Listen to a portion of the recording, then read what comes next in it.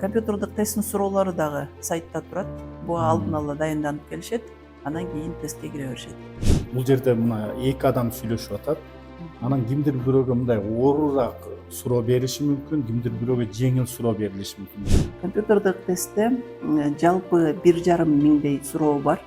100 суроону тандайт, анан компьютер ошол суроолорду келген талапкерге чыгарып берет. Ошол 12 мүчөнүн койгон балдарынын орточо балын компьютер чыгарат. Биз мүчөлөр бири-бирибиздин койгон балыбызды көрбөйбүз. Бүдөмүк ойлорду дагы жаратат да, себеби бул жерде адам фактору ойноп атат да. Татыктуу талапкерлерди тандоо негизги милдет болуп эсептелинет. Элмира Бектурганова, бизге убакыт бөлгөнүңүз үчүн терең ыраазычылык билдиребиз. Сиздерге келгениңиздин себеби азыр мына ушул сот адилеттик иштери боюнча кеңеш, мурдакы эми сотторду тандоо кеңеши да.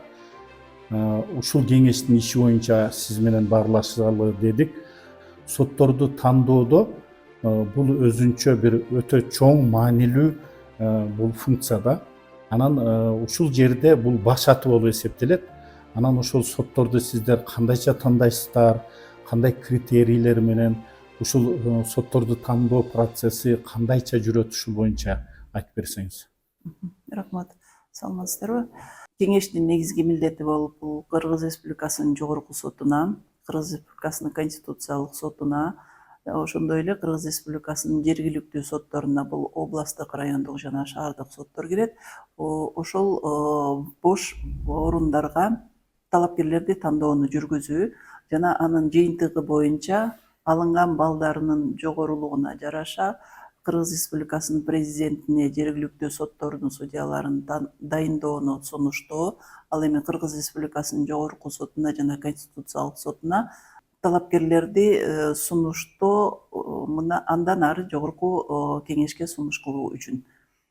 Бул негизги милдет болуп эсептелет. Тандоонун тартиби кандай?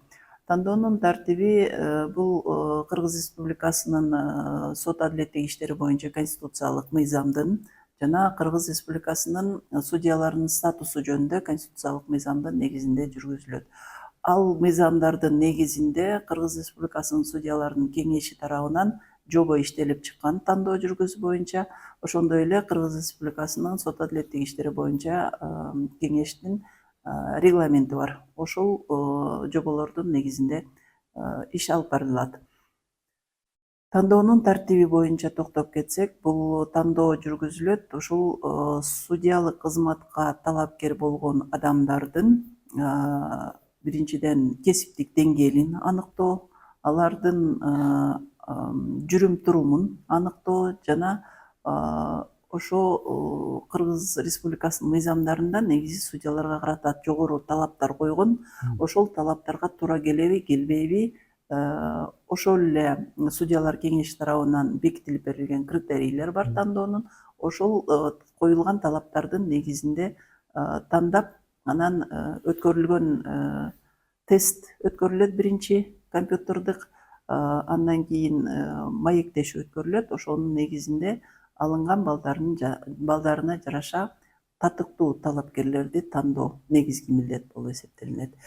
Тандоонун процесси судьялык кызматка эгер биринчи жолу талапкер болуп атса, сөзсүз түрдө ал компьютердик тесттен өткөрүлөт. Компьютердик тестте жалпы 1,5 миңдей суроо бар. Ошол суроонун ичинен компьютер өзү азыр роторный метод деп коет эмеспи? Ошондой тартип менен 100 суроону тандайт, анан компьютер ошол суроолорду келген талапкерге чыгарып берет. Ошол тесттен өтүп 80 балл алса, ал талапкер кийинки этапка катышууга укугу бар.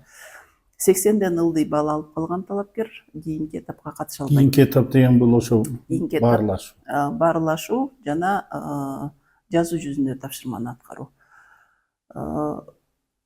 Тест өткөрүүнүн жыйынтыгында биз сертификат беребиз. Ал сертификаттын 2 жылдын ичинде ошол жарыяланган конкурстарга катышууга сертификаттын ээсинин укугу бар. 2 жыл өткөндөн кийин, эгер ал судьялык кызматка дайындалбаса, ал кайрадан тестке кирет, анан алынган балдын жыйынтыгы боюнча кийинки конкурстарга катыша берет. Сиз азыр айттыңыз да, ушул судьялыкка талапкерлердин жүрүм турумун карайбыз депчи. Ошол жүрүм турум кандайча каралат? Талапкерлер конкурска катышам деп арыз бергенден кийин ал жерге Кыргыз Республикасынын жана судьялардын статусу жөнүндө мыйзамда кайсыл документтерди тапшырыш керек экендиги көрсөтүлгөн.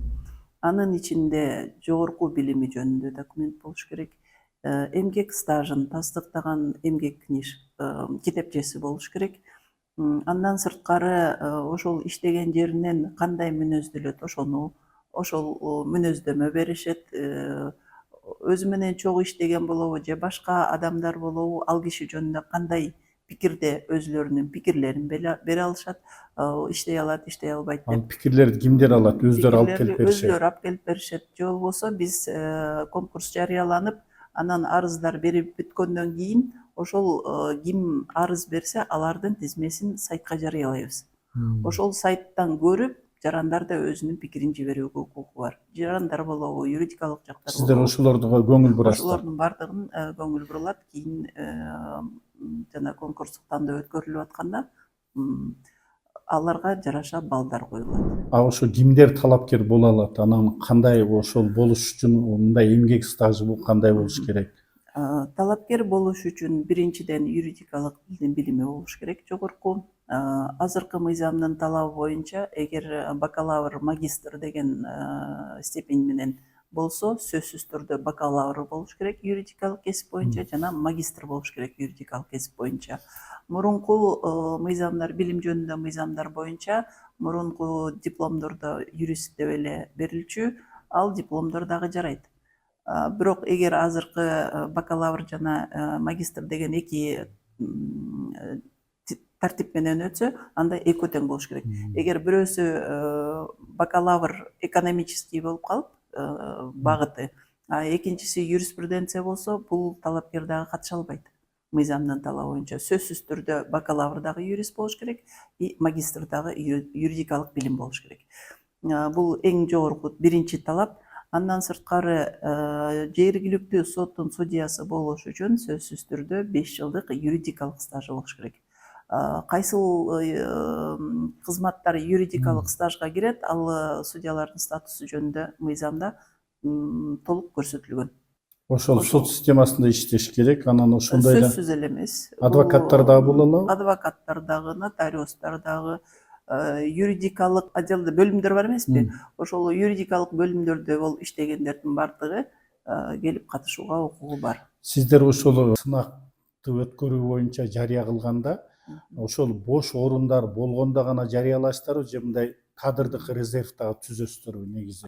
Азыркы күндө бош орунга гана жарыяланат. Бирок Кыргыз Республикасынын жогорку соту тарабынан азыркы күндө мыйзам иштелип чыгып, укук булагынын жардамы менен азыркы учурда резервди киргизүү жөнүндө маселе туруп атат. Бул жөнүндө жакында мартта судьялардын съезди өткөн, өзүңүздөргө белгилүү болгондой. Ошол съезде өлкөбүздүн башчысы Садыр Нуркожоевич Жапаров дагы айтып өткөн. Ошондой эле жогорку соттун төрагасы дагы бул резерв жөнүндө өзүнүн баяндамасында айтып өткөн. Ошол резервди түзүп коюу негизи бул иштин жакшырышына мындай түрткү болот да, чынбы? Анткени себеби ошол бош орун болгондо гана сынак болуп, анан кандайдыр бир убакыт өтүп, ошол бош орунда иштей турган ошол соттун дагы жок болуп калганы ишти мындай артка тартып коюшу мүмкүн да, чынбы? Резерв кадрдын жакшы жактары бул биринчиден бош орун пайда болгондо ошол резервде турган кадрды кеңештин укугу болот президентке сунуштоо жагынан. Бул ошол бош орундун жабылышына же болбосо ошол кеткен судьянын ордуна жаңы судьянын дайындалышынын мөөнөтүн абдан кыскартат. Бул мөөнөттүн кыскарышы ошол райондук болобу, шаардык болобу соттогу жүктөмдүн башка судьяга көбөйүшүнө өбөлгө түзөт, эгер судья жок болуп калса. Азыркы күндө мисалы биз конкурстук тандоону өткөргөн учур 2 айдан 3 айга чейин созулуп кетип атат. Анткени бул конкурстук тандоону өткөрүүдө жалгыз гана талапкерлердин берген документи менен чектелбестен, биз ал документтерди алып бүткөндөн кийин кайра өзүбүз мамлекеттик органдарга суроо талаптарды жөнөтөбүз. Ошол талапкердин жүрүм турумунун кандай жакшы жактары бар же болбосо тескерисинче терс жактары барын такташ үчүн. Анан алардан жооп келгенче бизде 1 айлык мөөнөт өтүп кетип атат да. Резерв болуп турса, бул талапкер ошол резервде бардык документтер чогулуп турат биринчиден. Экинчиден, талапкердин кесиптик судьялык кызматка керектүү билим билим деңгээли, талап. деңгээлин, анан ошол керектүү болгон навык деп коет эми, ошолорун анықтоо үчүн азыр биз сунуштап атабыз, ал онлайн режимде окууларды өтсүн деп. Билесиздер, Кыргыз Республикасынын Жогорку сотунун алдында жогорку мектеби бар судьялардын. Ошол мектепте онлайн сабактар өтөт. Ошол сабактарды иштеп атып эле өзүнүн мурда иштеп аткан жеринде резервде турган кадр өткөнгө мүмкүнчүлүгү болот. Ошондой деп түзөбүз деп биз алдыга максат коюп атабыз да. Андан сырткары ал ишинен кетпестен туруп, ошол онлайн окуудан өтүүгө мүмкүнчүлүгү болот, анан соттон стажировка өткөнгө мүмкүнчүлүгү болот өзүнүн убактысына жараша. Бул ошол тандалган талапкердин кесиптик деңгээлин жогорулатууга, анан судьялык кызматка келгенде ал иштөөгө даяр судья болгонуна өбөлгө түзөт деген максатыбыз бар. Ошол максатта азыркы күндө ушул резерв жөнүндө мыйзам иштелип чыгып, азыр макулдашууда мамлекеттик органдарда. Элмира Бектургановна, мына азыр дагы сиздер биз көрдүк, ошол талапкерлердин тандоо процесси болуп атат азыр. Ушуну мисал катары айтсаңыз да, азыр канча орунга канча талапкер келди, канча убакыт кетти ушуларды? Акыркы мына бүгүн тесттин акыркы күнү болду. Ушул жарыяланган конкурс апрель айында жарыяланган. Мыйзам боюнча биз эң кыска болгондо 14 күндөн кем эмес күн документтерди кабыл алышыбыз керек. Негизи эл аралык стандарттарда 14 күндөн көбүрөөк кылышыңар керек дейт. Биз ошон үчүн 14 күндөн көбүрөөк кылып атабыз. Арыз берүүгө мүмкүнчүлүк берип, анткени талапкерлер көбүрөөк болсун үчүн да. Ал талапкерлер арыздарын берип бүткөндөн кийин, жана айтпадым, сайтка ошол талапкерлердин бардыгынын тизмеси жарыяланат. Ал тизмеси жарыялангандан кийин биз мамлекеттик органдарга талаптарды беребиз. Соттуулугу барбы, жокпу, тартип жоопкерчилигине тартылганбы, мурдагы иштеген жеринен кандайдыр бир терс негиздер менен жумуштан кеткен болсо, ал негиздердин кээ бир учурларда эгер мындай мыйзам бузуучулук менен кетсе, бул конкурска катышууга дагы жол бербейт. Ошолордун бардыгын талап кылабыз. Ал талаптар азыр 14 күндөн кем эмес мөөнөттүн ичинде келиш керек. Ошондо мына биз конкурс жарыялаган күндөн баштап ошол талаптын жообун алганга чейин эле 1 айдан ашык мөөнөт өтүп кетип атат. Азыркы күндө 19 орунга конкурс жарыяланган. Ага жалпы 272 талапкер берген. Анын ичинен 204 талапкер тесттен өттү бүгүнкү күндө. Ошондо тестке кирген талапкерлердин ичинен болжол менен 46-47% тесттен өтүп 80 балдан жогору бал алышты. Алар эми конкурстун экинчи этабына киришет. Ал эми калгандары 80ге чейин жетпей калды алган балдары. Ошол себептен алар конкурска мындан ары экинчи этабы деген бул баарылашуу. Экинчи этабы бул баарылашуу. Элмира Бектургановна, мындай да, негизи бул азыр сотторго коомчулуктун көңүлү аябай мындай тыкыр болуп турат да. Анан кийин жакшы эмес пикирлер дагы бар. Анан сотторду деген ушул тандоо дагы мындай кандайдыр бир мындай бүдөмүк ойлорду дагы жаратат да. Себеби бул жерде адам фактору ойноп атат да. Негизи коңшу мамлекеттерде тажрыйбасын карасак, ошол жерде электрондук тандоо системасын киргизишкен да. Сизге ушулга сиздин көз карашыңыз кандай? Анан негизи пландар барбы ушундай кылып? Бул эми азыркы мезгилдин талабы, азыркы доордун талабы электрондук системаларды киргизүү. Бизде деле азыр компьютердик тест өтүп атканда компьютер өзү чыгарат балды. Биз кийлигише албайбыз. Биринчиден, экинчи жана баарлашып өткөрүп атканда дагы жазуу жүзүндөгү тапшырма бааланат өзүнчө, ошол берген документтери бааланат. Анан бул моралдык жактан суроолор берилет, моралдык психикалык жактан суроолор берилет. Ошол суроолорго берген жоопторуна ар бир кеңештин мүчөсү өзү балл коет. Бирок акыркы жыйынтык орточо балл бул компьютер тарабынан чыгарылат. Бул бүгүнкү күндө иштеп жаткан биздин программа боюнча. Сиздер баарлашуудан кийин ошол жооптордун жыйынтыгын кайрадан сиздер компьютерге киргизесиздер. Өзүбүз балдарды коебуз, компьютерге киргизебиз. Анан ошол бизде 12 мүчө болуш керек негизи сот адилеттик иштер боюнча. Ошол 12 мүчөнүн койгон балдарынын орточо баллын компьютер чыгарат. Биз мүчөлөр бири-бирибиздин койгон баллыбызды көрбөйбүз. Ким кандай балл койду. Бирок мындай да баарлашуудачы, бул жерде мына эки адам сүйлөшүп атат. Анан кимдир бирөөгө мындай оорураак суроо бериши мүмкүн, кимдир бирөөгө жеңил суроо берилиши мүмкүн. Же баардык ошол баарлашуудагы суроолор ошол бир типтүүбү? Баарлашуудагы суроолор бул ошол эле судьялар кеңеши тарабынан бекитилип берген суроолор. Бул ар бири компетенцияга бөлүнгөн. Мисалы, жалпы билими жөнүндө бир компетенция кесиптик билими жөнүндө, моралдык жактан кандай суроолор берилиши мүмкүн. Ошондой эле өзүнүн иш күнүн кандай пландап алат өзүнө. Ошол боюнча маселелер, суроолор бар.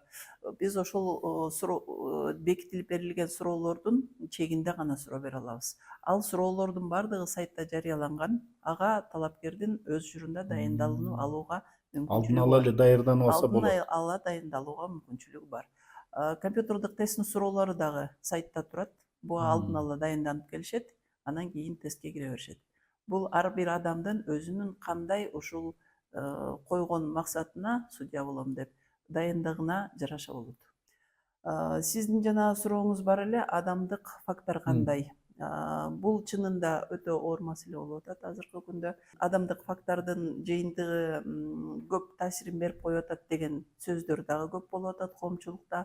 Биз ушул маселелерди чечүү үчүн азыркы күндө Адилет соттун кызматкерлери тарабынан электрондук тандоо боюнча программа иштелип жатат. Бул программанын максаты биринчиден азыркы күндө мыйзам боюнча документтерди тапшырыш үчүн талапкерлер ошол жерге келиш керек, Бишкекке келиш керек, Кыргызстандын кайсы бурчунан болсо дагы, анан өзүлөрү документтерин тапташырыш керек. Ошол программанын маңызы азыркы күндө талапкер сөзсүз түрүндө Бишкекке кирбестен интернет аркылуу өзүнүн жеке кабинетине кирет дагы, ошол жактан баардык маалыматтарды, арыздарды берет. Анан бул программабыз биздеги түндүк менен жана башка мамлекеттик органдардын база данных менен биригип туруп, анан мисалы билими боюнча дипломун жазса, мен бул жылы өткөм деп, жана билим берүү министрлигинен ал информациясы тастыкталышы керек болот. Паспорттук маалыматтары ошол эле түндүктөн алынып берилет. Ошону менен азыр жазуу кагаз жүзүндө берилип аткан документтер өзүнүн жеке кабинети аркылуу эле бизге келип электрондук форматта. Көп аракелчиликти дагы көп аракелчиликти, ошолордун кеткен каражаттарын дагы азайтат да. Жумушунан алакты кылбайт, ошолордун баардыгы. Андан сырткары бул кеңештин да жумушун жеңилдетет. Анткени жанагы көп азыр талаптарды жиберип атпайбыз мамлекеттик органдарга. Ал электрондук форматта эле анын баардыгы чогулат. Бул дагы мүмкүнчүлүк берет ошол тандоонун мөөнөтүн кыскартууга. Андан сырткары жазуу жүзүндө тапшырманы азыр кол жазма менен жазышып, анан беришет. Бирок азыр биз ошону компьютерге киргизели деп атабыз. Анткени көп мамлекеттерде жазуу жүзүндө тапшырмалар компьютерде аткарылат. Азыркы күндө ошол жазуу жүзүндө тапшырманы компьютерде аткарып, анын орточо балын компьютер чыгарганга алып келели деп атабыз. Жазуу Бул дагы түрүндө тапшырма кандай критерий менен берилет? Же атайын темалар барбы мында? жазуу жүзүндө тапшырма бул жанагы эле каралып жаткан жазык иши болобу, жарандык иши болобу, же болбосо административдик иш болобу, ошолордун эле ошол соттордун тажрыйбасынан алынган кейстер болот. Мына үй Сиз бүлө эгерде ушул маселеси учурда боюнча. кандай кылып чечим кабыл алат элеңиз же кандай деп? Ооба, бул жагдай боюнча кандай жагдайлар такталыш керек? Мисалы, бул боюнча кайсы далилдер тиркелиш керек? Анан бул боюнча кандай сот актысы кабыл алыныш керек? Ушул сыяктуу суроолор болот да. Же болбосо кылмыш иш болсо, мына бул аракети кандай квалификацияланыш керек? Бул боюнча кайсыл жагдайлар изилдениш керек? Ошол бул судьяга керектүү маселелер боюнча судьянын өзүнүн негизи милдети бул ошол жагдайды тастыктап, изилдеп, анан ошонун негизинде чечим чыгарыш керек да. Ошого багытталган суроолор болот. Элмира Бектурганова, сизге чоң рахмат. Бизге убакыт бөлүп, ушул сотторду тандоо системасы, анда критерийлер, ошонун жолу боюнча жакшы кенен маек куруп бердиңиз. Сиздердин ишиңерге ийгилик каалайбыз. Үй бүлөңүзгө бакубаттуулук болсун. Рахмат сиздерге дагы.